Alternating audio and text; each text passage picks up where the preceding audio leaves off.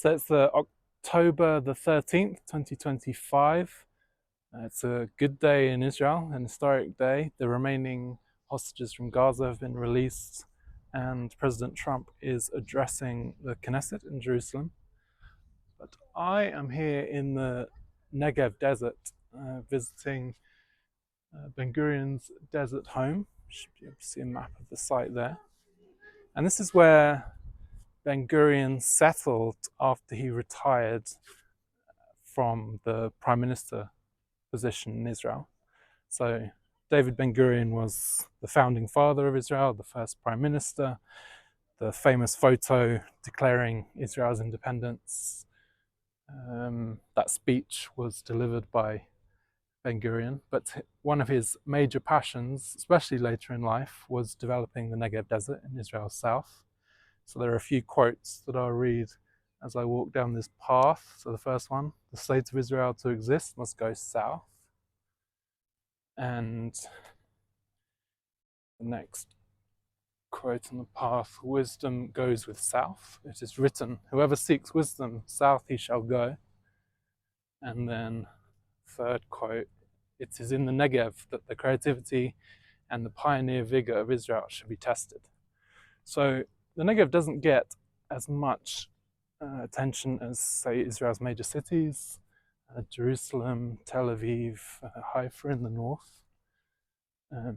But Ben Gurion saw it as critical for Israel's development. And a lot of the research around water salination, solar energy, wind energy, and nuclear energy.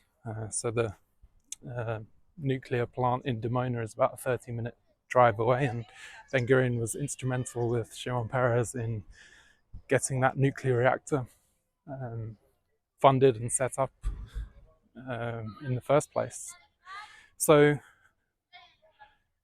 for a number of reasons, including energy, defense, and economic, Israel couldn't afford to just leave the desert to be uninhabited and just miles and miles of sand with no people and no development on it. And so Ben Gurion wanted to set an example. So after he retired as Israel's prime minister, first prime minister, and at the time longest serving prime minister, he wanted to set an example by living and settling a kibbutz in the middle of the Negev desert. And that is the location for where I am now. And there's some great exhibits that are friendly for kids. There's a Who is a Leader movie in that shed to my right. I'll try to quickly get into the house that was preserved, the hut that was preserved where Ben Gurion actually saw out the last of his days. That's just over here.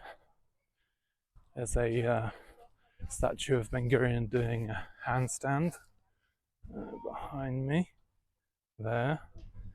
So there's a famous similar statue to that on Tel Aviv beach of Ben Gurion doing a handstand, and the major Israeli airport is also named after Ben Gurion.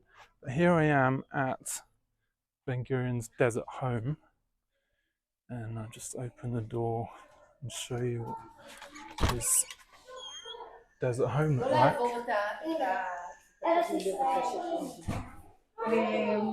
So we have a living room there. We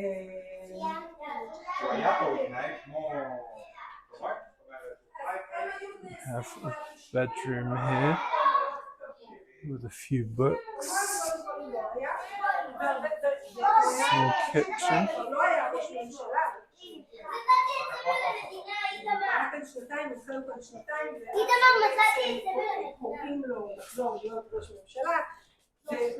And his office here with a lot of books Ben Gurion wrote a lot of books himself,